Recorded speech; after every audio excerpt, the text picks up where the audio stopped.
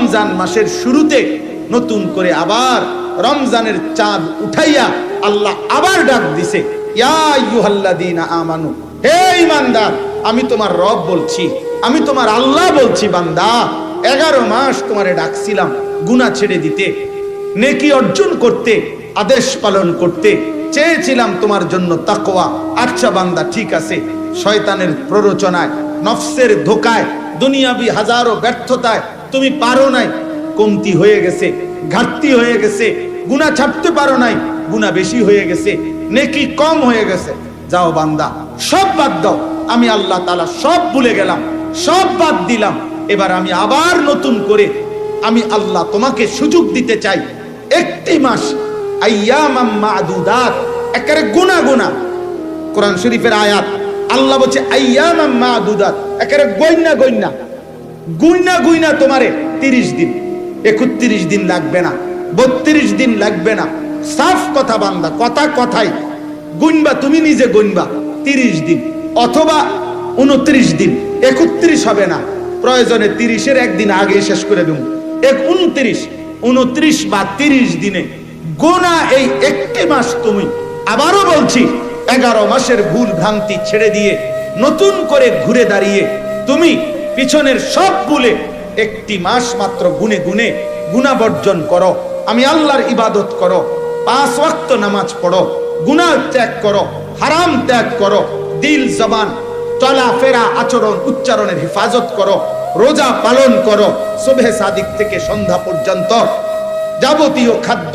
পানীয় স্বামী স্ত্রীর বৈধ মিলামেশা থেকে বিরত থাকো, সবগুলো গুনাহ ছেড়ে দাও, আমার জিকির, আমার তেলাওয়াত, ইফতার, সাহারি, তাহাজ্জুদ, তারাবি, ইতিকাফ, এই আমলের মধ্যে লেগে থাকো। আমি আল্লাহ ওয়াদা দিলাম, ঠিক 30 দিনের দিন বা 29 দিনের দিন আমি আল্লাহ আরেকবার চাঁদ উঠাবো। ওই নতুন চাঁদ উঠলে, ঈদের চাঁদ উঠলে তোমারে 30 দিনেই আমি মুত্তাকি বানায়া, গুনাহ থেকে মুক্ত করাইয়া 30 দিনের মাথায় জান্নাতের ফ্লাইট ধরায় দেব। 30 দিনে। হ্যাঁ, একটা কথা মনে রাখবেন, মহান আল্লাহ পাক রব্বুল আলামিন একটা মূল নীতি মনে রাখতে হবে প্রত্যেককে, সেটা হলো আল্লাহ পাক বান্দার প্রতি মালিকের মূল ইচ্ছাটা কি? মূল ইচ্ছাটা হলো আল্লাহ বান্দাকে মাফ করতে চায়। কি করতে চায়? জান্নাত দিতে চায়। আমি একটা সুন্দর উদাহরণ বলি, মাজার সাহেব, ওই এটা কইলেও নাম নো একটা দলিল পাইয়া নেবেন। আচ্ছা যাক, কিছুদিন আগে একজন লোক আসছে, উনি আমার কাছে অনেক দিন ধরে একটা মাহফিল চায়। তা আমি আচ্ছা আইয়েন না, যান না, আচ্ছা দিমু আর কি, রাখেন না, এমনি এমনি বলছি অনেকবার। তো এই কিছুদিন আগে লোকটা আইসা আমার বলছে, হুজুর আপনার লগে আমার একটা কথাকে পরিষ্কার করেন, আজকে আমি মাহফিলের লেগে আইসি না, একটা কথা ক্লিয়ার করতে আইসি, আসলে আপনি আমার মাহফিল দিবেননি?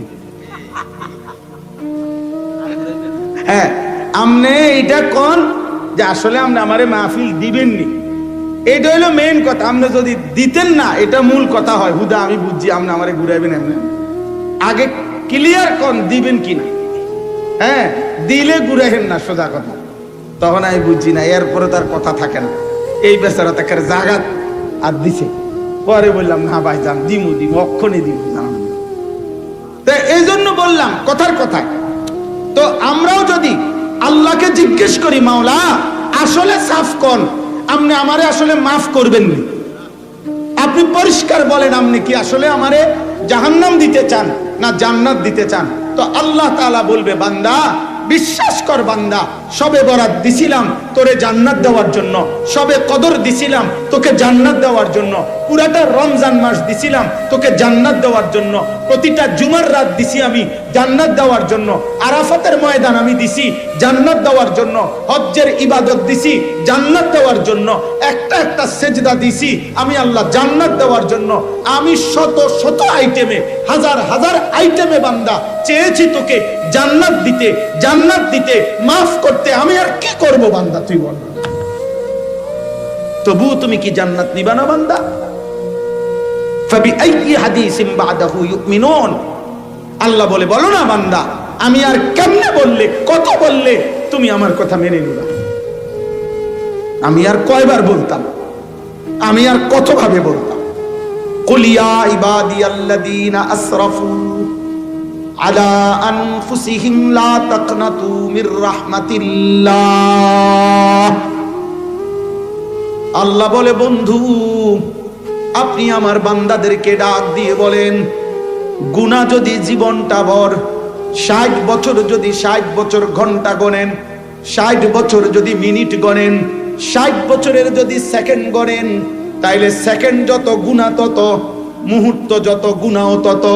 আল্লাহ বলে, বন্ধু যদি গুনাহ তার এই পরিমাণ হয় যে 60 বছর হিসাব করলে যত ঘন্টা, যত মিনিট, যত সেকেন্ড, তো গুনার পরিমাণ 1 সেকেন্ডও নেকি নাই, পুরাটাই গুনাহ, আপাদমস্তক গুনাহ। 60 বছর পুরাটা গুনায় গুনায় সমান সমান, গুনায় গুনায় ভরপুর, গুনায় গুনায় ডুবন্ত, গুনায় গুনায় পূর্ণ।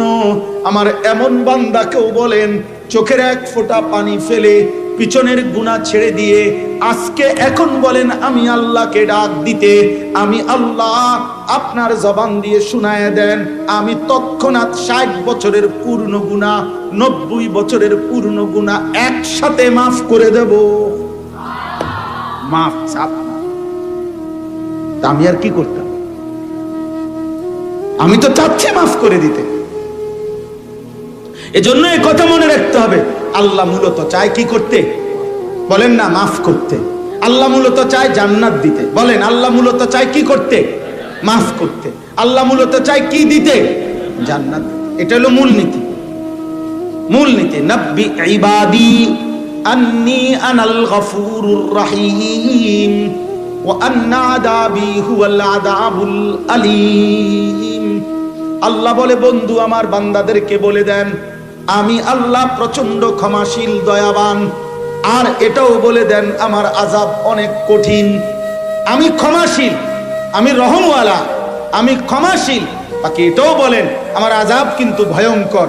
তবে তাফসীরের মধ্যে লিখছে, মুফাসসিরিনে কেরাম বলছে, মনে রাখেন এক বাবা তার বাচ্চার উপরে রাগ করছে, রাগ করে বলতেছে রাগ, এখন লাঠি নিতে আসি, তুই খারায় না, আমি আইতে আসি। এখান থেকে লাঠি নিয়ে আসতে আসতে বাচ্চাটা ব্যয় করে কাইন্দা দিছে, মাফ করে দেন বলছে। তো লাঠি নিয়া আলগার থেকে মারবে, এটা তো লাঠি নিতে হবে, তারপরে মারতে হবে। আর মাফ করাটা, মাগফিরাতটা, ক্ষমাটা তো কলজার ভিতরেই আছে। লাঠি নেওয়ার আগেই আল্লাহ চাইলে লাঠি নিয়া তো মারমু, কিন্তু রহমত মাগফিরাত তো আমার সত্তার মধ্যে, আমি তো মাগফিরাতের সত্তা আমার ভিতরে, আমি তার আগেই, লাঠি নেওয়ার আগেই চাইলে মাফ করে দিতে পারি। এই জন্য আল্লাহর রহমত আগে, আল্লাহর মাগফিরাত আগে, আল্লাহর রাগের উপরে। সাবাকাত রাহমাতি আলা গাদাবি। এই জন্য চলেন, নিয়ত করেন, নিয়ত করেন, নিয়ত করেন মাহে রমজানের কদর করবো ইনশাআল্লাহ। রমজান আল্লাহ তাআলা, আল্লাহ পাক রব্বুল আলামিন রমজানকে আলাদা স্পেশালি বানাইছেন।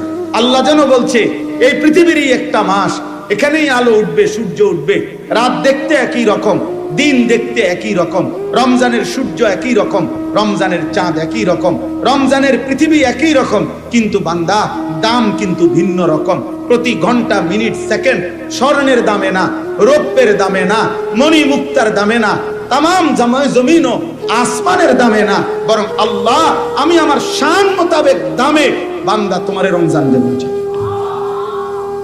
কোন দাম দস্তুর হিসাব তুমি মিলাইতে পারতাম না।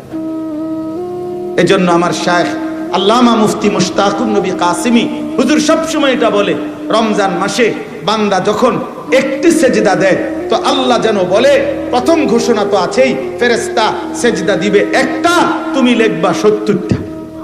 কয়টা? 70টা। না না, 70টা না। প্রথম তো সিদ্ধান্ত এটা 70, কিন্তু এই 70 লিখবার আগে ফেরেশতা মহান আল্লাহ পাকের দিকে তাকিয়ে যেন জিজ্ঞেস করে, আল্লাহ আপনার বান্দার রমজানের এই সেজদাটার নেকি 70 লিখবো কিনা। আল্লাহ পাক যেন বলে, আচ্ছা রাখো, আমি আগে ওর একটু দেখে দেখি সেজদাটা কেমন হয়েছে, তার দিলটা কেমন, তার গুনাহমুক্ত হালাতটা কেমন, তার রমজানের কদরটা কেমন। আল্লাহ তাকাইয়া যেন বলে, না 700 লেখো, 7000 লেখো, 7 লাখ লেখো, 7 কোটি লেখো, 70 কোটি লেখো। এইভাবে আল্লাহ তাআলা নেকি বাড়াইতে থাকে। কখনো কখনো আল্লাহ বলে, ফেরেশতা তুমি লিখো না, আমি আল্লাহ নিজে লিখব। সাআক্তুব, আমি। রমজান অনেক দামে কেন? মালিক যেন বলে, বান্দা আমি অনেক দেব, অনেক দেব, অনেক দেব। কারণ ওই যে সিদ্ধান্ত আমার, আমি তো তোমারে জান্নাত দিতে চাই, আমি তো তোমারে জান্নাত দিতে চাই, আমি তো তোমারে জান্নাত দিতে চাই। আমি একবার একটা উর্দু কিতাবে পড়ছিলাম, উর্দু কিতাবে ইউনুস আলাইহিস সালাম আল্লাহকে বলছিলেন যে আল্লাহ আমার জাতি আর ঈমান আনবে না, আপনি তা করে ধ্বংস করে দেন। তখন আল্লাহ তাআলা বলছিলেন, ইউনুস ওই যে একটা লোক মাটির পাতিল বানাইতেছে, তুমি তার কাছে কুদ্দুর যাও, গিয়া তারে বলো যে আপনার হাতে বানানো একটা মাটির পাতিল, আপনি এটা ভাঙ্গা ফেলবেন। ভাঙ্গালাম হাতের বানানো মাটির পাতিল। তো ইউনুস আলাইহিস সালাম ওই লোকটার কাছে গিয়া বলছে, ভাই আপনার হাতে বানানো এই একটি মাটির পাতিল আপনি দয়া করে ভেঙে ফেলেন। তখন ওই লোকটা বলছে, কেন আপনি আমাকে এই কথা বললেন? যে মাটির পাতিল আমি নিজের হাতে কষ্ট করে বানাইছি, আমি এটা আবার ভাঙবো কেন? আমার হাতে গড়া পাতিল আমি ভাঙবো না। ইউনুস আলাইহিস সালাম আল্লাহকে বলছে, আল্লাহ ওই বেটা তো বলতেছে তার হাতে গড়া মাটির পাতিল সে ভাঙবে না, সে ভাঙতে চাচ্ছে না কোনোভাবে। মহান আল্লাহ পাক রব্বুল আলামিন বললেন, ইউনুস তাইলে যারে আমি 9 মাস মায়ের রেহেমের মধ্যে আমার নিজ হাতে আমার যে বান্দাকে নাক লাগাইলাম, চোখ লাগাইলাম, হাত লাগাইলাম, সারা দেহ আমি সাজাইলাম, আমার বান্দাকে আমি তিল তিল করে বানাইলাম, আমার হাতে গড়া বান্দা আমি কেমনে ধ্বংস করে দেব? ধ্বংস করে দেব কেন? আমি তো অপেক্ষায় আছি সে যদি কোনোদিন রাত গভীরে মাফ চায়, সে যদি কোনোদিন ফিরে আসে, সে যদি কোনোদিন রাত গভীরে আসে। ইন আতাইতানি লাইলান আতাইতুকা লাইলা, ইন আতাইতানি নাহারান আতাইতুকা নাহারা। বাহ! মালিক বলে, বান্দা তুমি যদি রাত গভীরে গুনাহ নিয়ে আসো, আমি রাত গভীরেই মাগফিরাত নিয়ে আসবো। তুমি দিনে আসলে আমি দিনে আসব, তুমি আসবে যখন আমি আসবো তখন। সুবহানাল্লাহ! এমন মালিক কই পাবে? হায় যুবক, কারে দেখলাম বা এই মোবাইলের নর্তকী দেখা কি সুখ পাইলা, বেঈমানের মতো চুল রাইখা কি ইজ্জত পাইলা। কোন বেঈমান কোনদিন তো তোমারে দেখতেও আসবে না, ধন্যবাদ জানাইতেও আসবে। এই পৃথিবীর কোন বেঈমান, যারা বেঈমান মুশরিকের মতো চুল রাখো, কোন মুশরিক, কোন বেঈমান আজ পর্যন্ত কোনদিন তোমার একটা ধন্যবাদ জানাইছিনি যে পৃথিবীতে যারা যারা যারা যারা আমার মতো চুল রাখছেন তাদেরকে ওয়েলকাম, তাদেরকে ধন্যবাদ। একটা বেঈমান তো জীবনে কোনোদিন ধন্যবাদ তো জানাবে না। অথচ রাসূলুল্লাহ সাল্লাল্লাহু আলাইহি সাল্লাম তো হাদিসে স্পষ্ট বলেছে, আমার একটা একটা সুন্নাত আমার যে উম্মত পালন করবে, আমি মুহাম্মদ সাল্লাল্লাহু আলাইহি সাল্লাম, আমি নবী ওয়াদা দিলাম, উম্মত আমার সুন্নতের আশে তোরে আমি সাথে নিয়ে আমি একসাথে জান্নাতে ঢুকবো। তিনি তো ওয়াদা দিছেন, নবী সাল্লাল্লাহু আলাইহি সাল্লাম তো ওয়াদা দিছেন, উম্মত আমার সুন্নাত অনুসরণ করো, আমি তোমাকে সঙ্গে রাখবো, তুমি আমার সঙ্গী হবে, তুমি আমার সঙ্গী হবে, তুমি আমার সঙ্গী হবে। কার মতো হারায় গেল নওজোয়ান? মুসলমানের বাপ আপনারা যারা অভিভাবক আছেন, আপনারা আপনাদের চোখের সামনে আপনাদের ছেলেগুলোকে কেন ছেড়ে দিলেন? ছেড়ে দিলেন কেন? এই ব্যর্থতার দায়ভার কার? একটি সমাজ এইভাবে চারিদিকে মুসলমান, প্রত্যেক ওয়াক্ত নামাজ মসজিদের মিনারা থেকে আজান হয়, 5 ওয়াক্ত নামাজের আজান হয়, চারিদিকে মাদ্রাসা, প্রতি 5 কিলোমিটার জায়গার মধ্যে মাদ্রাসা আছে, চারিদিকে মাদ্রাসা, চারিদিকে মসজিদ, দাড়ি টুপিওয়ালা মানুষ, চারিদিকে আল্লাহর কোরআনের তিলাওয়াত, এত হাফেজ, এত আলেম, এত হাজি, এত ইমাম, এত খতিব, এত জুমার বয়ান, এত কিছুর ভিতরে থাইকা আপনার ছেলেটা 365 দিনে খোদার 1 বছর কোনদিন ফজরের নামাজ পড়ে না। এটা আপনার ছেলে কেমনে, মুসলমানের বাচ্চা কেমনে, আমি এটা বুঝি না, আমি বুঝি, আমি বুঝি না। এই ব্যর্থতা নিয়ে ওই বাবা ঘুমায় কেমনে, ওই মা ঘুমায় কেমনে? আপনারা কি ফুত মানুষ করতেন আছেন, কি সংসার করতেন আছেন, আপনারাই করতে পারেন। আহা, আফসোসের ব্যাপার, আফসোসের ব্যাপার, আফসোসের। তুমি বেটা স্বামী, তোমার বেডি প্রত্যেক দিন বেপর্দা বাজারে বাজারে ঘুরে, বউ তোমার রমসায় রাস্তার মানুষে এরকম আকামলা বেড়ই তুমি কিত্তা হইলেন? হ্যাঁ বেটা, আকামলা বেটা, এটা তো কাপুরুষ কিসিমের মানুষ বেটা, আত্মমর্যাদাহীন মানুষ বেটা। আরে ছেলে, তোদেরকে বলি বেটা, তোদের যাদের বোন বেপর্দা বেটা, এটাও তো তোর মতো ইমানদার ভাইয়ের আত্মসম্মানে লাগার কথা, গায়রাতে লাগার কথা যে আমি ভাই, আমার বোন কেন বেপর্দা হবে বেটা? হ্যাঁ, আস্তাগফিরুল্লাহ, আস্তাগফিরুল্লাহ, আস্তাগফিরুল্লাহ।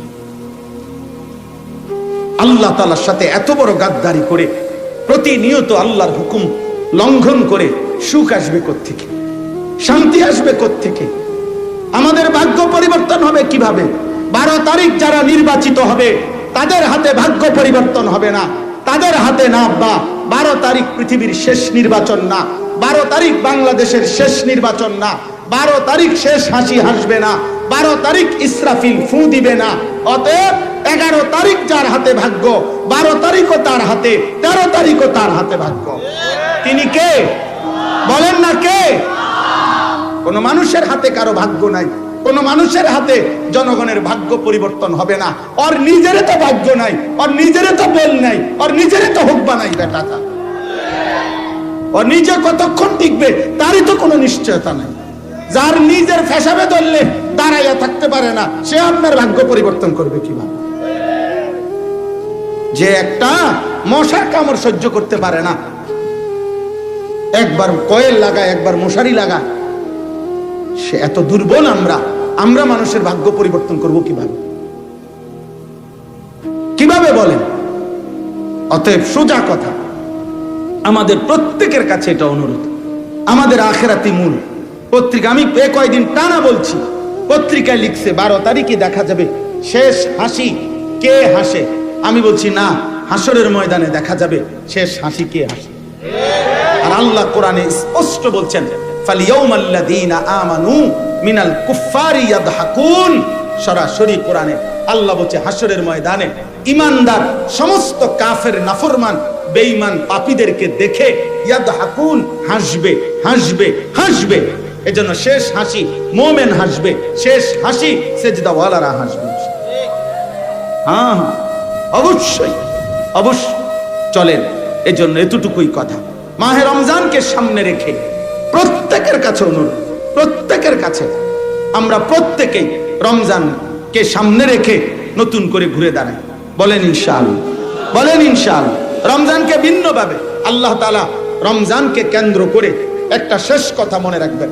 রমজানের 183 নম্বর আয়াত থেকে 187 সূরা বাকারার 5টি আয়াতে আল্লাহ তাআলা রমজানের ব্যাপারে কথা বলছে, রমজান মাসের গুরুত্বের ব্যাপারে কথা বলেছেন। জি, এই সব কিছু বলছেন। ইতিকাফের কথা বলছেন, রমজানের রাত্রির হুকুম বলছেন, রমজানের দিনের হুকুম বলছেন। সব বলার পরে আল্লাহ তাআলা বলছেন যে বান্দা, আমি আবারও তোমাদের কাছে বললাম, কাযালিকা ইউবায়্যিনুল্লাহু আয়াতিহি লিন-নাস লাআল্লাহুম ইয়াত্তাকুন। আমি আল্লাহ বিস্তারিত রমজানের কথা তোমাদের সামনে বলে দিলাম যেন সকলেই মুত্তাকি হতে পারে। অতএব রমজানকে কদর করলে ইনশাআল্লাহ মুত্তাকি হবেন। রমজানে গুনাহমুক্ত সিদ্ধান্ত নিলে, আল্লাহর ইবাদতের উপরে জমে থাকলে জান্নাতি হয়ে যাবেন ইনশাআল্লাহ। আল্লাহ তৌফিক দান করেন। রমজানকে কদর করব তো ইনশাআল্লাহ। শেষ দশক সকলেই ইতিকাফ করতে চেষ্টা করেন। পুরা রমজান পূর্ণ 20 রাকাত তারাবি পড়বেন, বলেন ইনশাআল্লাহ। ইফতার, সাহরি, তাহাজ্জুদ, তিলাওয়াত, জিকির, রোজা, গুনাহমুক্ত থাকার সর্বাত্মক চেষ্টা করবেন, বলেন ইনশাআল্লাহ। আগামীকাল শনিবার সুধন্যপুর আমার শায়েখ আরিফ বিল্লাল্লামা মুফতি মুশতাকুন নবী কাসেমি হযরত দামাত বারাকাতুহুমের মাদ্রাসার মাসিক ইসলাহি মজলিস আপনারা অংশগ্রহণ করার চেষ্টা করবেন। আল্লাহ তাআলা আপনাদেরকে তৌফিক দেন, আল্লাহ তাআলা আপনাদেরকে কবুল করেন।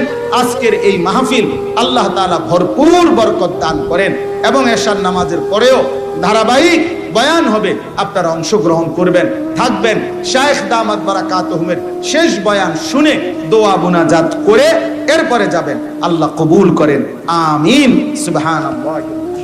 মাহে রমজানের প্রতি ঘন্টা, মিনিট, সেকেন্ড হীরামণি মুক্তার মতো। এক এক সেকেন্ড দামি, এক এক মিনিট দামি, এক এক ঘন্টা দামি, প্রতিটা রাত অনেক দামি, প্রতিটা দিন অনেক দামি। রমজান একজন ইমানদার যেন আখিরাত সাজাইতে পারে, জান্নাত অর্জন করতে পারে, তার শ্রেষ্ঠতম সুযোগ রমজান মাস। আমাদের প্রিয় নবী সাল্লাল্লাহু আলাইহি ওয়াসাল্লাম, বুখারী শরীফের হাদিসের মধ্যে আছে, হযরত আব্দুল্লাহ ইবনে আব্বাস রাদিয়াল্লাহু তাআলা আনহুমা থেকে বর্ণিত, তিনি বলেন রাসূলুল্লাহ সাল্লাল্লাহু আলাইহি ওয়াসাল্লাম রমজান আসলেই যেন ভিন্ন রকম হয়ে যেতেন। কি করতেন?